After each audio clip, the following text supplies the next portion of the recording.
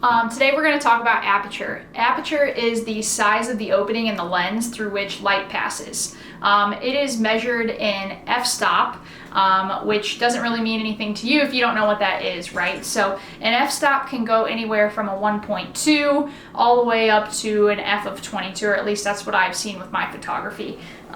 So an example of this would be, is this in focus? Okay, so an example of this, if you look right here into the lens, I'm at an f of 1.8 right now, so you can see it's a lot larger. But as I increase the f-stop, or I make it higher, you're gonna see that it closes in there, or it gets smaller. And so the larger the aperture, or the higher the f-stop, less light is going to come through.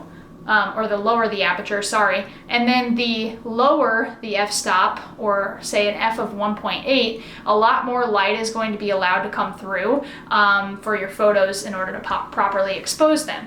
Now, another component of aperture is depth of field. So if I have a lower f-stop, then essentially that means that I'm going to have a way more shallow depth of field. So my background is going to be a lot more blurry compared to if I were shooting at an f-stop of f16. An f16 is going to look like I am blending in with the background and everything's pretty much going to be in focus, whereas an f-stop of 1.8, the background's going to be blurry and just myself is going to be in focus. So those are two really important components of aperture. We're also going to be talking about shutter speed. I posted a video on that, so if you haven't seen that, go ahead and watch. And if you like this video, please like, subscribe, comment if you have any questions, or if there's anything I can improve on with my education process, let me know that as well.